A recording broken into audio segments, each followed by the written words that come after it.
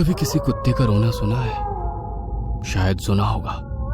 काफी भद्दा, बेसुरा और दिमाग को दर्द पहुंचाने वाला होता है। पर वही रोना अगर रात के सन्नाटे में सुनाई दे तो कैसा लगता है? रात के करीब 2:30 बज चुके हैं और मेरी 3 मंजिला चौल के सामने से गुजरने वाली सड़क की दूसरी तरफ वही आवारा कुत्ता लगातार रोए जा रहा है, जिसे आज सुबह मैंने बड़ा सा पत्थर इसलिए दे मारा था क्योंकि उसी वक्त सामने से अपनी एक्टिवा से जा रही मेरी सेटिंग के ऊपर उसे भौंककर इतनी बुरी तरह से डरा दिया कि उसने अपनी एक्टिवा दीवार पे दे मारी, पर खुद के पैर की हड्डी तोड़वा ली।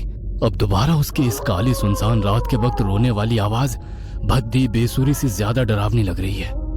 मैं भी बिना लाइट ऑन किए सीढ़ियों से ऊपर की तरफ जा रहा हूँ। 2 बार पैर फिसलकर नीचे गिर पड़ा। साला इस चौल में उतने लोग नहीं होंगे जितने दारू की बोतलें पड़ी होती है।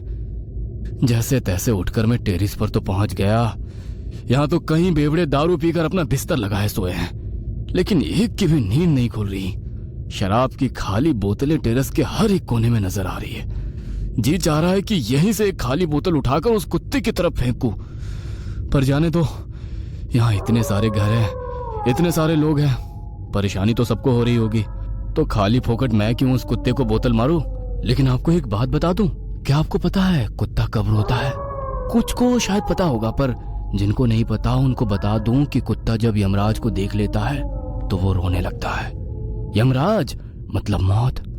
जब कुत्ता किसी की मौत को देख लेता है तो वो रोने लगता है। काफी लोगों को मेरी इस बात पर यकीन नहीं होगा, लेकिन एक बार मैंने ये सब अपनी आंखों से देखा है। 2 हफ्ते पहले की बात है। दिन भर काम की वजह से काफी थक गया था।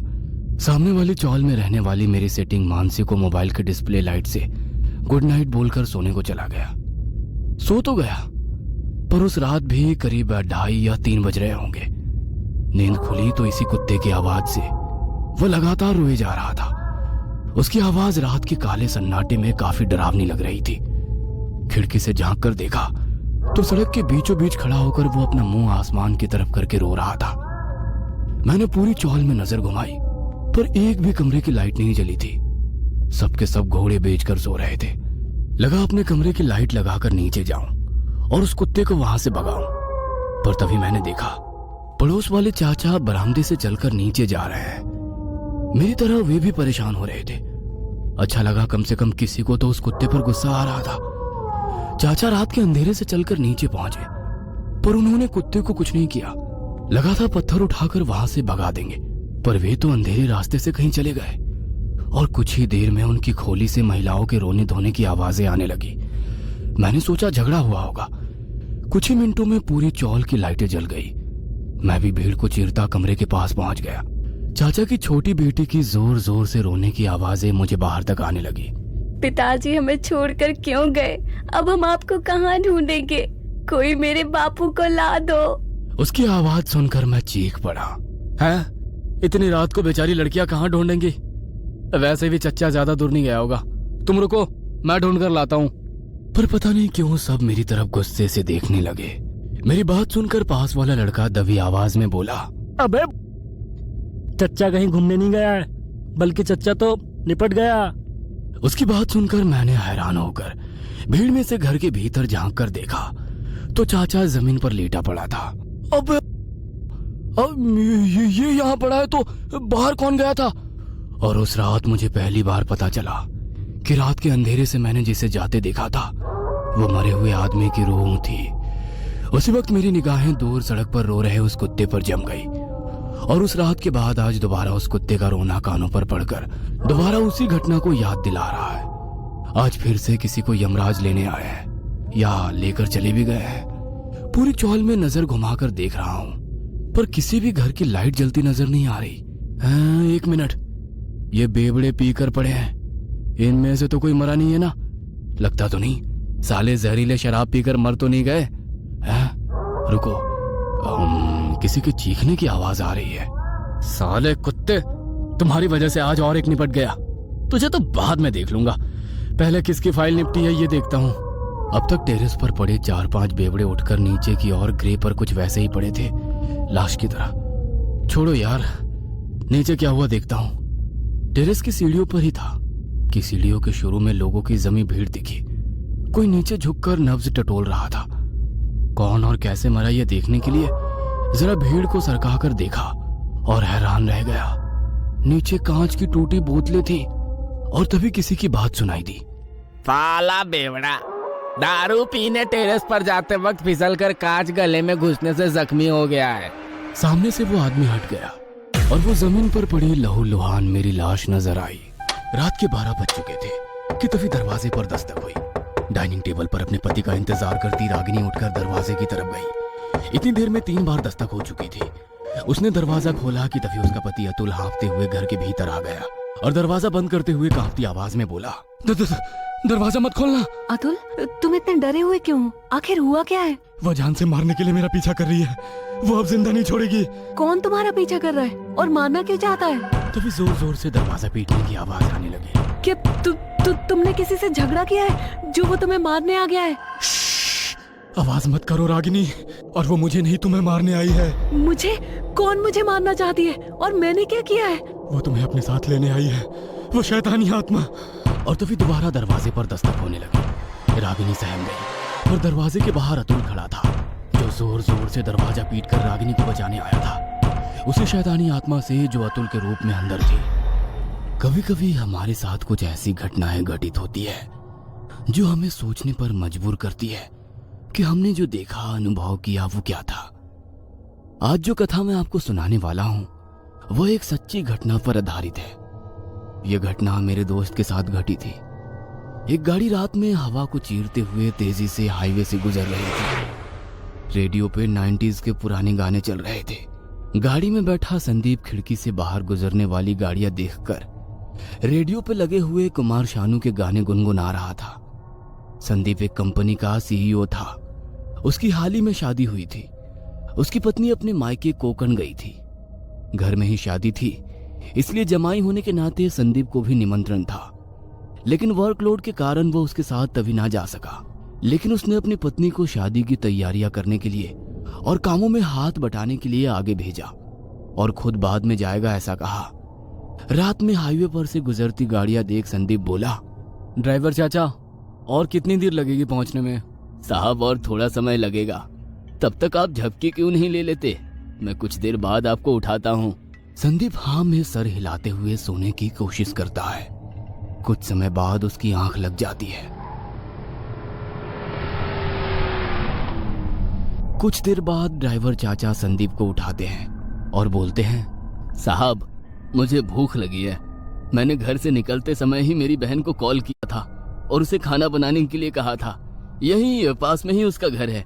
क्यों ना आप भी मेरे साथ आ जाओ और खाना खा लो। नहीं चाचा, मुझे भूख नहीं है। मैंने निकलते समय ही कुछ खा लिया था। आपको अगर भूख लगी हो तो आप जाइए, मैं यहीं गाड़ी में बैठता हूँ। नहीं साहब, ये जगह ठीक नहीं है। आप एक काम कीजिए ना, आप मेरे साथ चलिए। अगर आपको भूख नहीं है तो आप मत खाइएगा, लेकिन सिर्फ चलिए। नहीं चाचा, मैं यहीं रुकूंगा, आप जाइए ना, मेरी चिंता मत कीजिए। लाख मना करने पर भी संदीप ने उनकी एक ना सुनी और गाड़ी में अकेला बैठ गया। जाते वक्त ड्राइवर चाचा ने संदीप से कहा, साहब, आप यहाँ बैठ तो रहे हो, लेकिन जब तक मैं नहीं आ जाता तब तक आप गाड़ी का दरवाजा नहीं खोलना और शीशे भी चढ़ा लेना। कोई अनजान व्यक्ति आए गाड़ी से उतरने को कहे तो भी मत उतरना, क्योंकि ये जगह ठीक नहीं है साहब। यहाँ चोर लुटेरे भी घूमते रहते हैं। संदीप ने उनकी बात मानकर गाड़ी के शीशे चढ़ा लिए और गाड़ी को अंदर से लॉक किया। अब संदीप गाड़ी में अकेला ही था। हाईवे पर दोनों तरफ घनी झाड़ियां थी। संदीप अब थोड़ा बोर होने लगा। अरे यार, बोर हो रहा हूँ, ऊपर से यहाँ रेंज भी नहीं है। अब वो टाइम पास के लिए फोन में सेव किए हुए गाने हेडफोन्स लगाकर सुनने लगा। कुछ समय बाद उसकी नजर गाड़ी के साइड मिरर पर पड़ती है। वहां एक छोटी लड़की हाथों में गुड़िया लेकर खड़ी उसे दिखाई देती है। वह लड़की संदीप को ही घूरे जा रही थी। शुरुआत में तो संदीप ने उसे नजरअंदाज किया, मगर वो लड़की अब गाड़ी के पीछे से गाड़ी के सामने आई और वहीं खड़ी रहकर संदीप को घूरने लगी। संदीप ने उसको ध्यान से देखा। वो 12-13 साल की होगी शायद।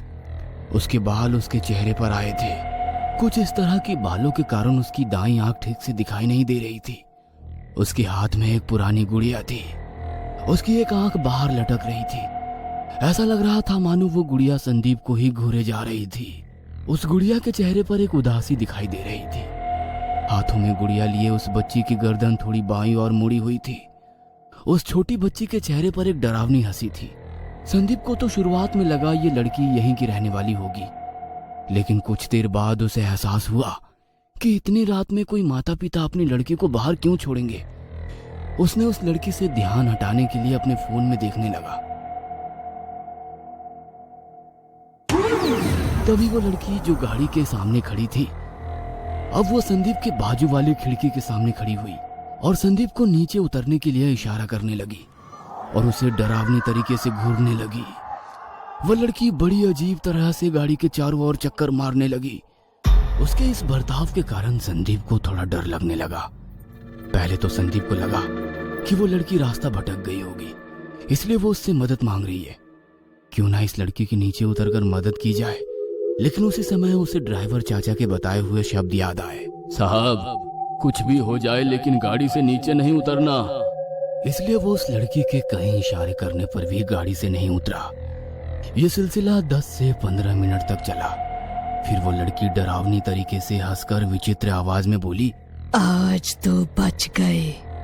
उस समय तो संदीप को उसके बोलने का अर्थ समझ नहीं आया और वो लड़की वहां से दूर एक कच्चे मकान के पीछे गई और वहां से गायब सी हो गई। तभी कुछ दूरी से संदीप को गाड़ी की तरफ आते हुए ड्राइवर चाचा और उनके दामाद दिखाई दिए। संदीप ने अपने साथ घटी ये सब घटना उन्हें बताई और उन्हें कच्चे मकान के पीछे जाने को बोला ताकि उस लड़की की कोई मदद कर सके। लेकिन वहां काफी ढूंढने पर भी वो लड़की नहीं दिखी। तभी ड्राइवर चाचा के दामाद बोले, आप बहुत भाग्यवान हो साहब, क्योंकि मुझे नहीं लगता ये कोई लड़की होगी, क्योंकि इतनी रात में यहाँ छोटी बच्ची कैसे आ सकती है और यहाँ आसपास 2-3 घरों के अलावा कोई घर भी नहीं है।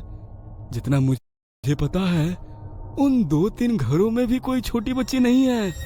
यहाँ बहुत से एक्सीडेंट भी होते हैं साहब। अक्सर इस हाईवे पर कई लोगों को वो लड़की दिखाई देती है और लोगों से मदद मांगती है, और जो भी उसकी मदद करने के लिए नीचे उतरता है वो शायद ही जिंदा बचा हो, क्योंकि पुलिस को दूसरे दिन यहाँ केवल गाड़ी मिलती है। लेकिन वह शख्स जिसने नीचे उतरकर मदद करनी चाहिए, उसका कोई नामो निशान नहीं दिखाई देता है। यहाँ से गुजरने वाले कईयों को ये बात पता है साहब। मुझे तो लगता है ये कोई आम बच्ची नहीं होगी, अमानवीय शक्ति होगी जो आपको गाड़ी से बाहर निकालने का प्रयास कर रही थी, क्योंकि ये अमानवीय शक्तियां आग, लोहा, कांच इन सभी चीजों से दूर रहती है साहब। ऐसा कहा जाता है अगर आप नीचे उतरते या फिर गाड़ी का कांच नीचे करके उसकी मदद करते ना, तो ना जाने आपके साथ क्या होता साहब, ना जाने क्या होता। भगवान का शुक्र मनाइए कि आप गाड़ी से नीचे नहीं उतरे। देखिए, आप दोनों यहाँ से जल्द निकलिए। हाँ, निकलते हैं। तभी संदीप पीछे मुड़कर गाड़ी की पिछली कांच में देखता है तो वहाँ वही लड़की उसी सड़क पर खड़ी दिखाई देती है। उसी डरावनी हंसी से वह संदीप को देख रही थी। यह घटना आज भी संदीप को याद है। आज भी यह अनुभव वो सुनाता है तब उसकी आंखों में डर साफ तौर पर दिखाई देता है। संदीप के मन में आज भी यह सवाल है कि ना जाने उस दिन वहां वो लड़की कैसे आई और कौन थी। वो क्यों संदीप को गाड़ी से बाहर बुला रही थी? क्या वो संदीप को कोई नुकसान पहुंचाना चाहती थी? इन सभी सवालों के जवाब अभी तक संदीप को नहीं मिले हैं।